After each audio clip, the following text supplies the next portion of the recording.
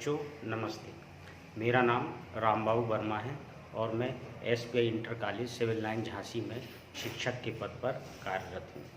देखिए बच्चों, जैसा कि हमने पिछले वीडियो में जो हमारी एक्सरसाइज थी 4.2, इसके हमने सवाल नंबर पहला, दूसरा, तीसरा और चौथा पिछले वीडियो में हल किए थे। अब हमको सवाल नंबर 5 हल करना है। तो इसमें भी क्या है, वही द्विघात जो समीकरण है हमारी द्विघात समीकरण का उपयोग होगा, जैसा कि हमने पिछले सवालों में किया था। तो उसी द्विघात समीकरण का फिर हम उपयोग करके इस सवाल को हल करेंगे। तो देखिए इस सवाल में क्या दिया है और क्या निकालना है। आइए देखिए, ये जो सवाल नंबर 5 है इसमें लिखा है एक समकोण त्रिभुज की ऊंचाई इसके आधार से 7 सेंटीमीटर कम है। कितनी कम है? 7 सेंटीमीटर कम। यदि कर्ण 13 सेंटीमीटर हो तो अन्य दो भुजाएं ज्ञात कीजिए। हमको क्या निकालना है? दो भुजाएं। त्रिभुज में भुजाएं कितनी होती हैं? 3। तो देखिए सबसे पहले हम एक समकोण त्रिभुज बनाएंगे। ये हमारा एक समकोण त्रिभुज। समकोण त्रिभुज में ये वाला कोण 90 अंश का है, तो इसको हम समकोण त्रिभुज कहते हैं। इसका ये वाला बिंदु A है, ये B है और ये वाला बिंदु C है। सवाल में हमको कहा गया कि जो कर्ण है वो 13 सेंटीमीटर है। ये कितना दिया है? 13 सेंटीमीटर। ये सवाल में हमको दिया है। हमको अन्य दो भुजाएं ज्ञात करना है। अन्य दो भुजाएं कौन सी है? एक है AB और दूसरी है BC। तो जो सवाल में दिया है तो हमने इसमें आधार को यहाँ पे इस आधार को हमने x माना, x सेंटीमीटर। ठीक, तो उसकी जो ऊंचाई आधार से कितनी कम है? 7 सेंटीमीटर कम है। यानी जो ऊंचाई है वो कितनी कम है? x से 7 सेंटीमीटर कम है। तो ये इसकी ऊंचाई हो गई x - 7। तो हम यहाँ मान लीजिए, यहाँ लिखेंगे माना कि त्रिभुज का आधार समकोण, जो समकोण त्रिभुज है, समकोण त्रिभुज का जो आधार है, आधार उसको हमने मान लिया x सेंटीमीटर। कितना मान लिया? x centimetre. तो ये दिया x सेंटीमीटर। आधार x है तो ये जो ऊंचाई होगी समकोण त्रिभुज की, जो ऊंचाई है, ऊंचाई वो कितनी है? आधार से कितनी कम थी? 7 सेंटीमीटर कम थी। तो ये हो जाएगी हमारी x - 7 सेंटीमीटर। ये दो भुजाएं हमको ज्ञात करना है। एक त्रिभुज का आधार निकालना है और ऊंचाई। तो आधार और ऊंचाई निकालने के लिए देखिए हम पाइथागोरस प्रमेय का प्रयोग करेंगे, क्योंकि ये कैसा त्रिभुज है? समकोण। तो हम जानते हैं पाइथागोरस प्रमेय से। कौन सी प्रमेय? पाइथागोरस प्रमेय से। देखिए पाइथागोरस प्रमेय क्या होती है? पाइथागोरस प्रमेय होती जो हमारा कर्ण है जो AC, इसका जो वर्ग होगा, इसका जो लंब है AB, इसका वर्ग और प्लस क्या जो आधार है, आधार कितना है?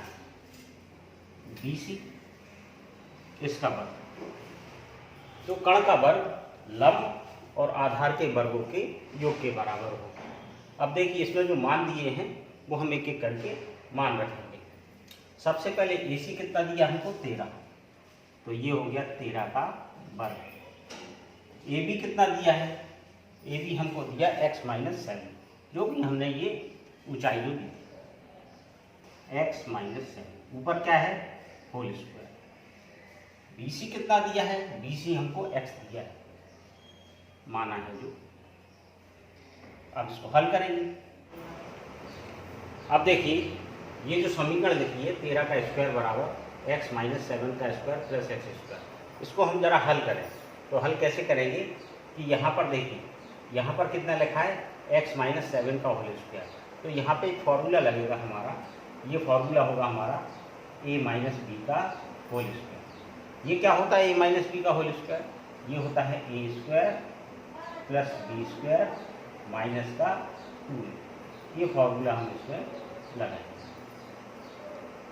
तो देखिए अब ये कितना है, 13 का वर्ग कितना होता है 169, a माइनस बी, इसको समझेंगे a और इसको समझेंगे b, तो ये कितना हो जाएगा a square plus B square, B square का मतलब 7 का स्क्वायर, 7 का स्क्वायर कितना होता है 49 माइनस 2ab, यानी 2 का मल्टीप्लाई a से होगा यानी x से होगा और 7 से, तो 7 से होगा तो कितना हो जाएगा 40 और फिर ये x बचा, तो ये 2ab आ गया हमारा। इसके बाद ये प्लस का एक्स स्क्वायर ऐसे ही रहेगा।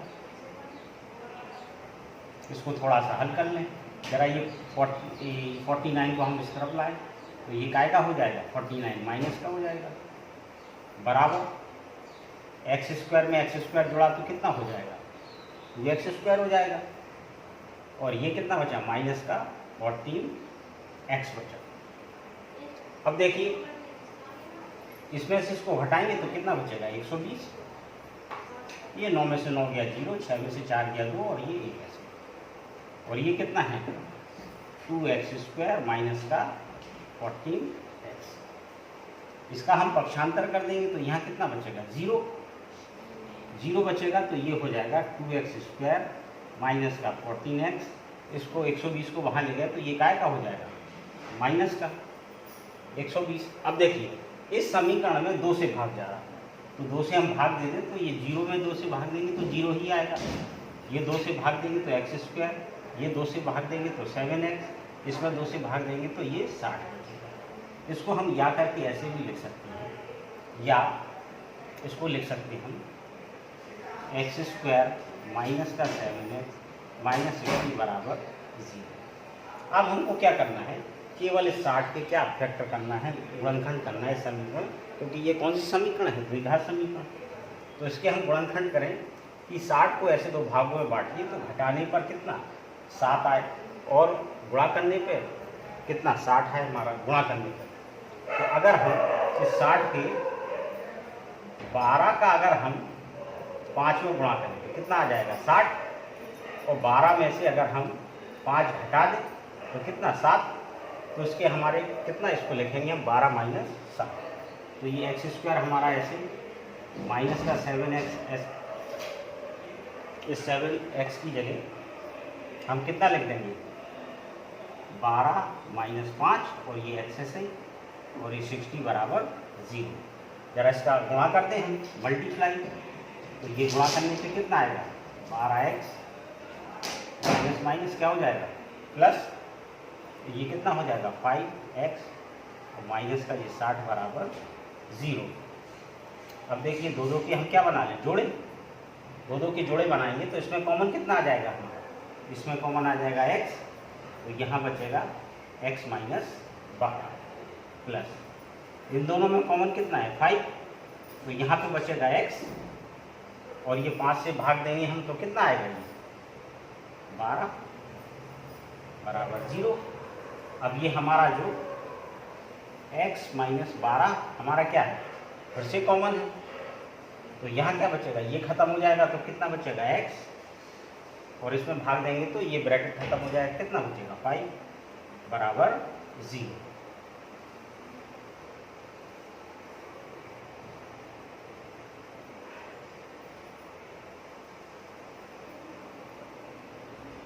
अब ये इसको आगे यहाँ लिखते हैं।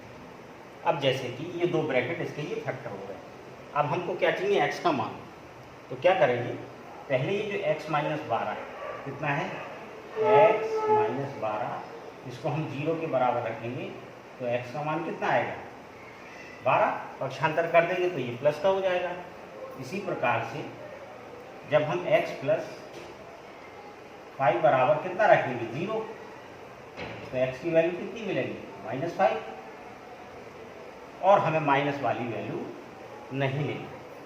तो x की वैल्यू कितनी आई 12। अब देखिए x हमने किसको माना था, x हमने BC यानी आधार को माना था। तो ये त्रिभुज का जो आधार है वो कितना था x, आधार को कितना माना था हमने x, और x की वैल्यू कितनी आई 12, तो ये 12 सेंटीमीटर। ये क्या आ गया, त्रिभुज का आधार। अब ये त्रिभुज की जो ऊंचाई थी, ऊंचाई को हमने क्या माना था, ये त्रिभुज की ऊंचाई, ऊंचाई को हमने माना था x - 7। तो ये ऊंचाई थी हमारी x - 7। x की वैल्यू कितनी है, x की वैल्यू अभी हाल निकाली 12 - 7, तो ये कितनी बचेगी, घटानी 5।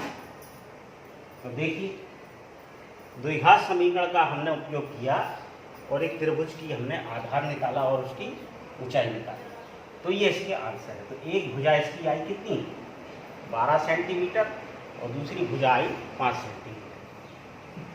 यही इसका आंसर है, इसको आप नोट कर लीजिए।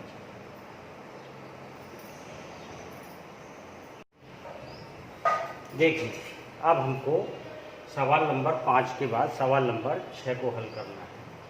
तो इस सवाल को हम कैसे हल करेंगे, देखिए पहले इस सवाल को पढ़ते हैं। इसमें क्या लिखा है, इसमें लिखा है एक कुटीर उद्योग एक दिन में कुछ बर्तनों का निर्माण करता है।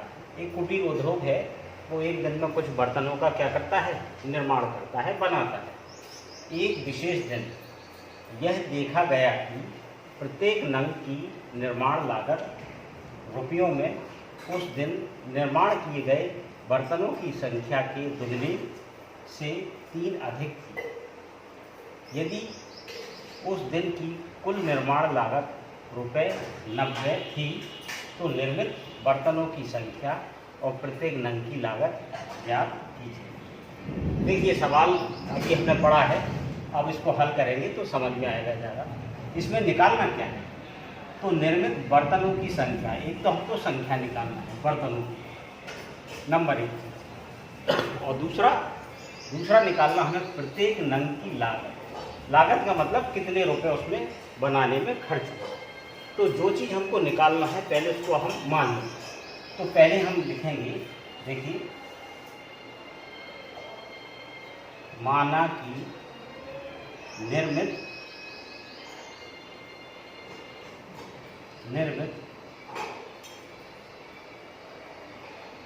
बर्तनों की संख्या, जो निर्मित बर्तन है उसकी संख्या हमने x मानी, पहली चीज। और दूसरी चीज क्या है, प्रत्येक नंग की लागत, तो ये भी माना कि प्रत्येक नंग की लागत का मतलब है उसे बनाने में कितना खर्च हुआ। तो देखिए यहाँ पे सवाल में दिया है प्रत्येक नंग की निर्माण लागत रुपयों में उस दिन निर्माण किए गए बर्तनों की संख्या। उस दिन निर्माण कितने बर्तन किए गए थे, विशेष दिन x, संख्या के दोगुने, यानी इसका हम क्या कर दें, दोगुना कर दें। 2 गुने से 3 अधिक थी, इसमें कितना जोड़ दें हम, 3, तो ये कितना हो जाएगा 2x + 3। तो ये एक नंग की लागत यानी एक नंग की कीमत आई। अब क्या करना है, अब देखिए सवाल में एक चीज़ और दी, यदि उस दिन की कुल निर्माण लागत 90 थी, तो कुल निर्माण लागत कितनी है 90। तो एक दिन में जितने भी बर्तन बने, तो एक दिन में कुल निर्माण लागत एक दिन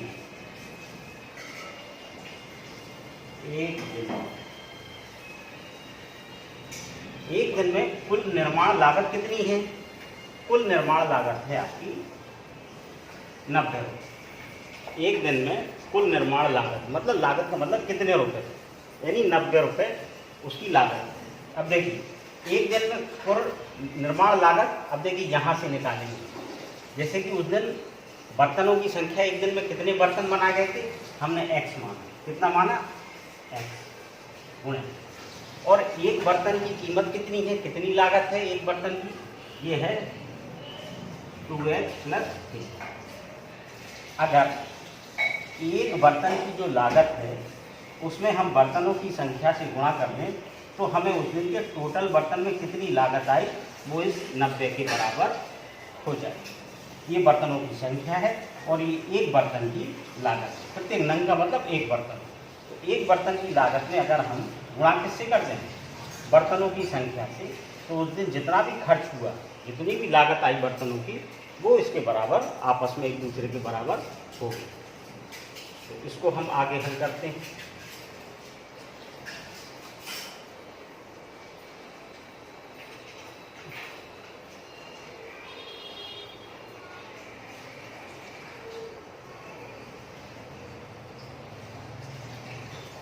तो देखिए, इसका x का इसमें मल्टीप्लाई करेंगे तो हम कितना हो जाएगा, ये हो जाएगा 2x² प्लस ये हो जाएगा 3x, और ये बराबर कितना है 90। इसको पक्षांतर करेंगे तो ये 2x² और ये 3x तो ऐसे ही रहा, ये 90 का आएगा, माइनस का हो जाएगा, उस तरफ से इस तरफ आएगा। अब देखिए, इसको हमें हल करना है। ये क्या बन गई हमारी द्विघात समीकरण। तो द्विघात समीकरण का एक और उपयोग हमें दिखाई दे रहा है। 90 का गुणा हम 2 से करेंगे, 90 का गुणा 2 से करेंगे तो कितना हो जाएगा 180। 180 के ऐसे 2 भाग करना है हमको कि घटाने पर 3 और गुणा करने पर 180। अगर हम 15 का गुणा 12 में कर दें तो कितना आ जाएगा, 15 का 12 में गुणा 180 आ जाएगा, और यदि हम 15 में से 12 घटा दें तो 3 आ जाएगा। कितना आ जाएगा, 3 आ जाएगा। तो इसके जो हमने भाग किए वो कितने होंगे, 15 और 12। तो देखिए, ये 2x² ऐसे, ये 3, ये 3 के स्थान पर हम लिखेंगे 15 - 12, और ये x ऐसे ही, और ये 90 बराबर 0। अब देखिए, इसका मल्टीप्लाई करें हम तो ये कितना हो जाएगा, ये हो जाएगा 2x², x का करेंगे 15 से तो कितना हो जाएगा 15x, x का 12 से करेंगे तो कितना हो जाएगा 12x माइनस 90 बराबर 0। अब क्या है, 4 संख्या है, 2 के जोड़े बना लिए। अब इसको मिटा दें, जरा हम इसको साइड में लिख लें। बर्तनों की संख्या को हमने क्या माना, x, और जो एक नंग की लागत है वो कितनी है हमारी 2x + 3।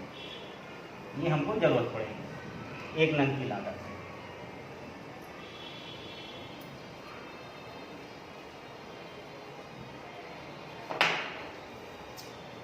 इसमें कॉमन कितना है, इसमें कॉमन हमारा x है, तो यहाँ क्या बचेगा 2, एक x से x डिवाइड हो जाएगा, यहाँ x से भाग देंगे x खत्म हो जाएगा, कितना बचेगा 15 माइनस। अब देखिए, यहाँ पर भी क्या ब्रैकेट बराबर आना चाहिए, तो यहाँ 12 है तो हमने 6 कॉमन ले लिया, तो 6 से भाग देंगे, 12 में 2 बचेगा, एक x बचेगा, माइनस का माइनस में भाग तो क्या प्लस बचेगा।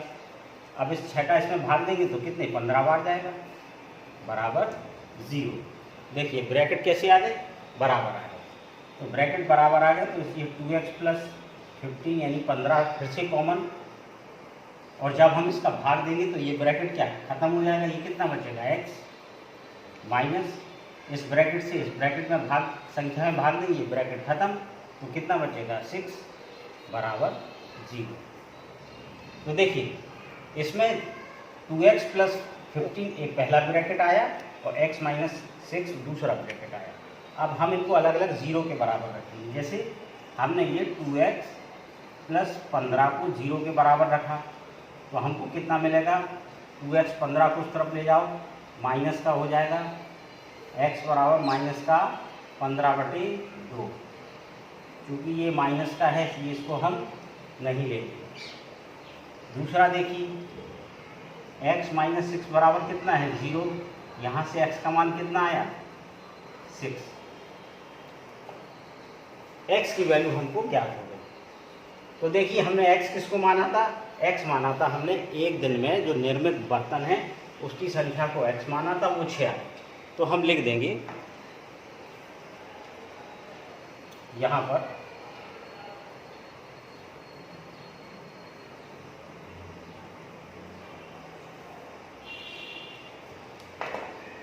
हम यहाँ लिख देंगे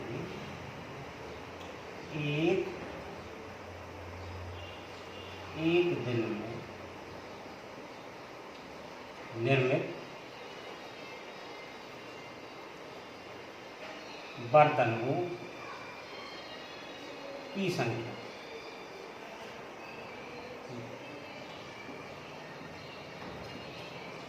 कितनी आई। ये बर्तनों की संख्या कितनी आपने x मानी थी, तो ये यहाँ पे कितनी आई 6 आई। और प्रत्येक नंग की कीमत, प्रत्येक नंग मतलब एक नंग की निर्माण लागत, तो यहाँ लिखेंगे हम प्रत्येक नंग, प्रत्येक का मतलब एक, प्रत्येक नंग की निर्मित लागत का मतलब रुपए, कितने रुपए, क्या मानी थी हमने 2x + 3 रुपए में। देखिए इस सबको मिटा लें हम, ये 2 ऐसे ही, x बराबर कितना है, x बराबर हमारा 6 है, और ये 3 ऐसे ही है। ये कितना 6 दूनी कितना हो गया 12 + 3, तो 12 में 3 जुड़ा तो कितना हो गया 15। तो ये रुपए में है। तो जो एक बर्तन है उसकी जो एक बर्तन मतलब एक नंग जो निर्मित जो लागत है वो कितनी है 15 रुपये। और उस दिन कितने बर्तन बनाए गए 6 बर्तन। तो देखिए 15 का गुणा आप 6 में करेंगे तो 15 छिक्का कितना आएगा, 15 का गुणा आप 6 में करेंगे तो 15 छिक्का कितना 90। और देखिए सवाल में जो निर्मित है लागत वो उस दिन की वो कितनी है 90। तो ये हमारे आंसर दोनों सही है, इसको आप नोट कर लीजिए और इसको कर लीजिए। तो देखिए हमने जो ये प्रश्नावली पढ़ी, इस प्रश्नावली में 6 प्रश्न थे और सब क्या है इसके हमें मूल ज्ञात करना थे।